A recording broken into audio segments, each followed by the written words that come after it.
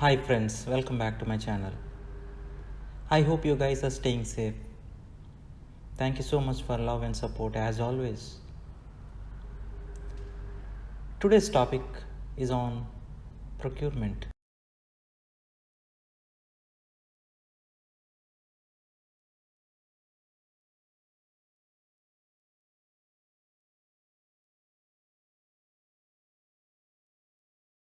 Let us ask ourselves, how much do you know about procurement? Procurement is a function that's very important for every organization. Either you are a project manager or a program manager or a product manager, whichever the program which you operate, whether it is a small, medium, large scale programs, you must understand what is procurement all about, what is the importance, and how it is related in your day in day out of your projects. For me, a strong procurement process is very important and key to your financial efficiency of any business. It helps you paying the right price for your goods and services or products which you offer to the customers. Also minimizes your delivery times and helps you to choose the best partners to work with your business. How a procurement process looks is completely dependent on the size and the type of business which you operate. There is no one size fits all approach for companies. It needs to be completely tailored to your processes, your requirements, your needs to ensure that the maximum efficiency is achieved. Let's understand deeper. Let's begin.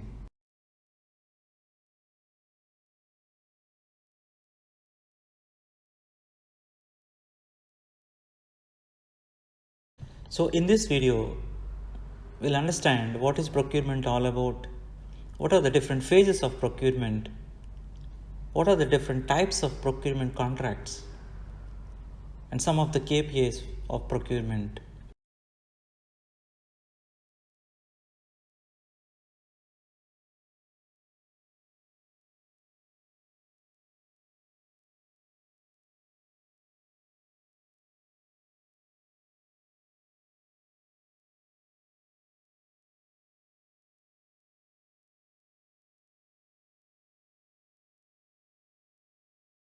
What is procurement all about? For me, procurement is very self-explanatory.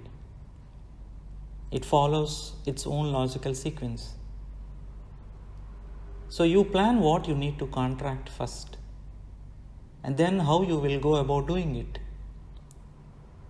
Then you send out your contract specifications to your vendors.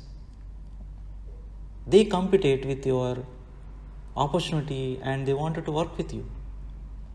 And you choose the best candidate, then sign a contract with them. As soon as the job begins, to keep an eye to ensure that the contract is being followed.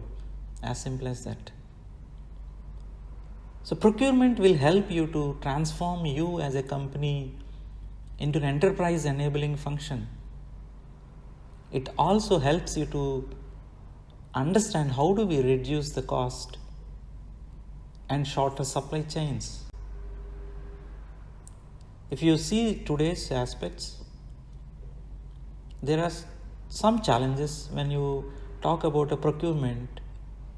One, drive savings, and two, rethink the value which procurement adds to your company. So they are forced to rethink their engagement model with all vendors.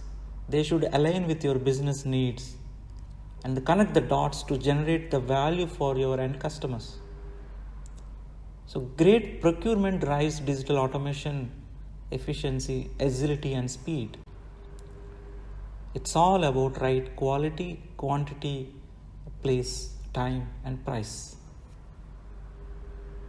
So if you have an effective procurement process, it involves a lot of depth in understanding of requirements by all your business units within your organization.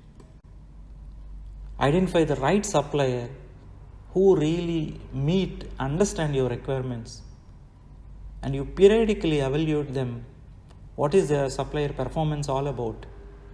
Then you do a negotiating contract with them and see how you can derive the highest value at minimum cost. Some jobs are just too big for your company to do on its own. Even when the job is not too big, it may just be that you don't have an expertise to do it. When that happens, you need to use procurement management to find another vendor or a company to do the work for you. If you find the right vendor, choose the right kind of relationship and make sure that whatever the goals or terms you mention in the contract are met, and you will get the job done and your project will be a success.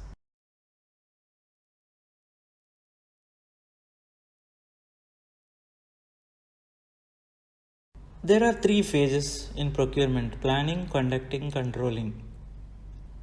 So in each phase we need to understand what is an importance and what is the value add that we wanted to bring it to the table. Identify and consolidate the requirements of all your business units. Once the business units, they identified their requirement, then you understand how do we identify the list of potential vendors who are part of your requirements. It can be part of your RFP or RFI or RFQs based on your demand or business case. So what you wanted to do in this process, just to identify who are relevant suppliers or vendors for your business. So you keep some of the metrics if you wanted to evaluate, like pricing, what is the quality of service, what is their industrial reputation, what is the recognition which they got, warranty and guarantee, what is the customer service all about. So understand all these aspects before you do evaluation. So once you select the supplier or a vendor, which you know that they are going to fulfill all the requirements of your business case or within the company processes, then the actual contract process begins. So it's very important because this is the process through which you will get maximum value, and it also helps you to see how you maintain the relation in a longer term. It's all about collaboration, correct? So you need to assess certain aspects also, like your pricing structure, what is the scope of work, terms and conditions, your timelines, all those things you need to be very clear when you wanted to negotiate your contract with your vendor. Then once you understand, finalize the contract with your supplier or a vendor, you need to raise the purchase order. It's a purchase requisition. See, it's all about how much is price and quantity, what is the product that you going to get it from the vendor, right? So all those information will be included in that purchase order, and post your approvals as per the workflow within your company. Once it get approved, then it goes to the finance team. They are the one who actually takes off all the purchase orders and they release to the suppliers, right? So this was the very important process if you have to raise the purchase order. Then once everything gets over, then you ask your supplier or vendor to confirm that they received the PO or not, right? Then he sends an invoice mentioning that okay, so this is the price which we have requested for a service, and then we will get the PO, and then we understand how much they have given in the invoice, and our procurement team matches them, ensure that the quality and quantity should be same. So depending on the payment terms which you and your supplier agreed upon, accordingly your payment will be released either pre or post delivery. Then based on the payment and the terms, and your supplier or a vendor will deliver the goods or services, and then you as a company should audit to ensure that they expect all your quality expectations, whatever you mentioned in your agreement. So after receiving the delivery, as a best practice, you need to store all your invoices, ensure that you wanted to track how much has been spent, how much has been expenditures. So all those things as part of your internal audit within your company.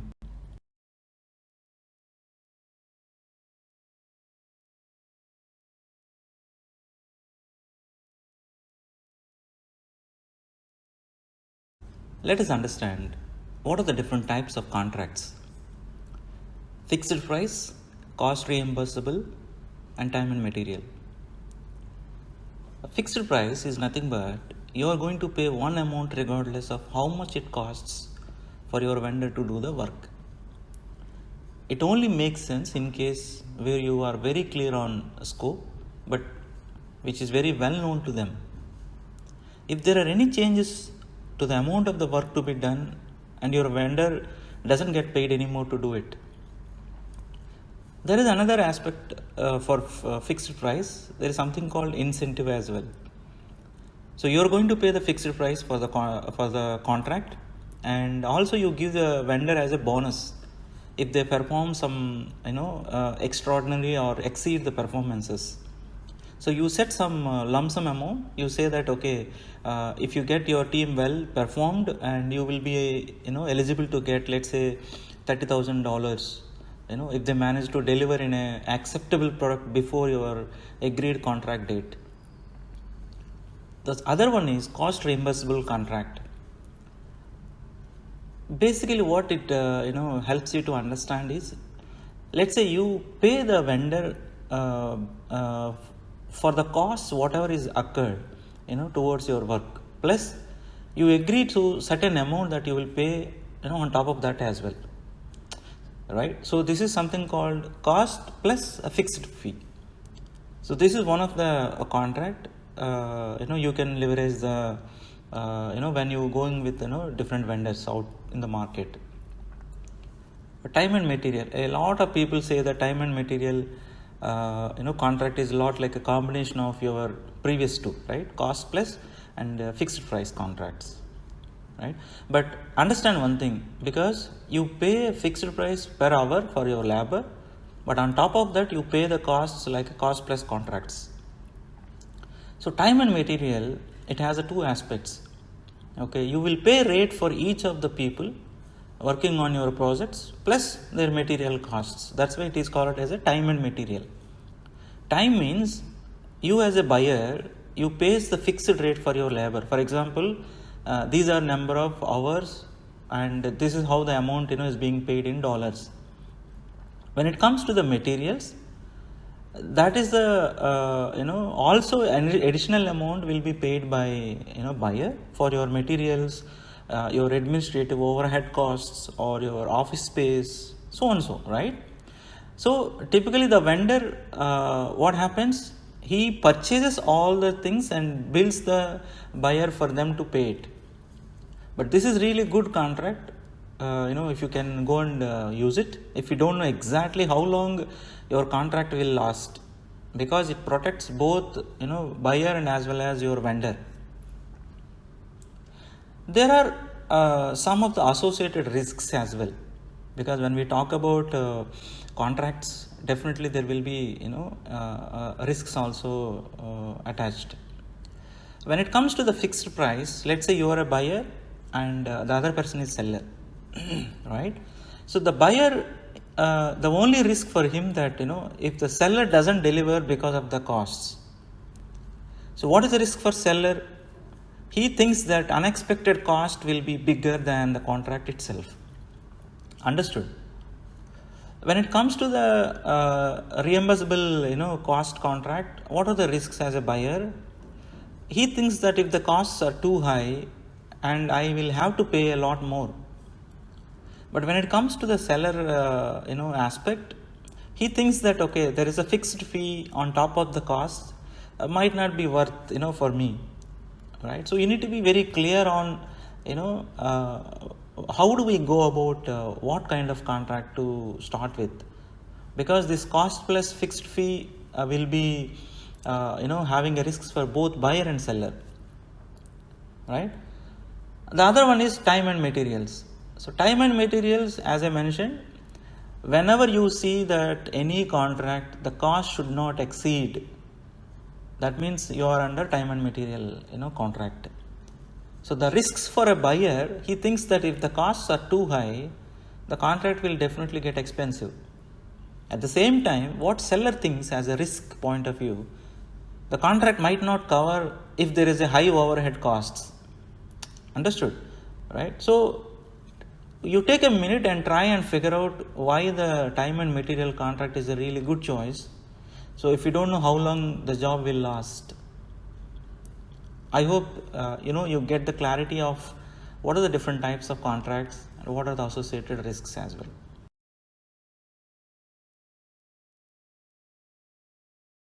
What are the KPIs for procurement? Let's understand one thing. If you talk about a KPI, it's mainly meant for performance measurement tool. Isn't it, right? So it helps you to evaluate and monitor the efficiency of your organization. But since we are talking about procurement, yes, it will help you to evaluate and monitor the efficiency of your procurement as well. So any KPIs will help any organization, so that they can optimize the way they spend the quality, time and cost aspects. So there is always a saying, if you cannot measure it, you cannot improve it. It holds as true as ever. You need to also understand who and what needs to be improved. How do we compare ourselves with other organizations? Are we improving or declining in our operations? So these are some of the KPIs which helps you to understand from the procurement aspects. Quality. So it all talks about ensuring quality, right? So compliance rate is one of the KPI through which you measure it. If you understand the contractual and the policy compliance are very important to ensure your legal security. If any of these compliance rates go dip down, I think your the kind of amount that you spend, the cost you are going to spend will be also spike up indirectly. For example, to metrics, to take a consider, if you wanted to measure the quality, let's say, what is the ratio of disputed invoices to your total invoices? Or what is the total difference between the price paid and the price quoted? So these are some of the metrics through which you measure the KPI for quality. The other KPI is PO accuracy, purchase order. So the purchase order accuracy definitely will go hikes up, and it increases your operating costs when there is a low purchase order accuracy. So you measure this across all your supply line categories and your segments, and see how this metric will help you as a vendor, what was ordered versus what was delivered at the right time. So ensure that the number of errors towards your delivery will be reduced, right, over a period of time. So you do that math and you use this metric to identify how do we calculate the accuracy of a purchase orders. 2. Delivery. Delivery KPI mainly for how do we improve the delivery of the way the process is in place from a procurement side. Supplier lead time. Supplier lead time is the amount of time that elapses between the time a supplier receives an order and the time when the order is shipped, isn't it? So it's mainly measured in terms of days. Second, purchase order cycle time. So it's also measured in hours or days from the time a purchase requisition or a purchase order submitted to the time when it is transmitted to a vendor or a contractor. Clear? The third one is cost savings KPI. It's mainly on understand how do we spend much more effectively. So it's all talks about the spend management, right? So the percentage of the procurement spend mainly regulated or controlled by our management. If the spend management goes up, and it will be difficult to optimize your cost and forecast your expenses as well. So please be clear on what is the spend which is going to be invested in towards this cost saving KPIs. The other one is KPI procurement ROI.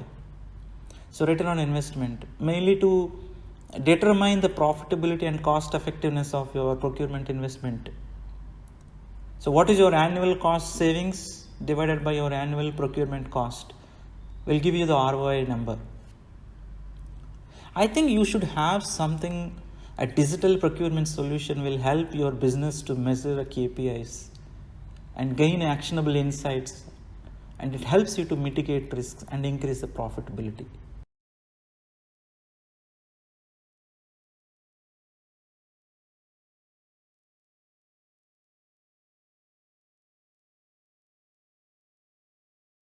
Just to conclude my thoughts on this, as I mentioned, procurement will be always an enterprise enabling function. So if you have an effective procurement process in place, it helps you to enhance your supplier performance, compliance, risk management, your contract utilization, and your sourcing cycle times. So if you have a well implemented procurement processes in place, it definitely give you higher visibility into your stakeholder performance.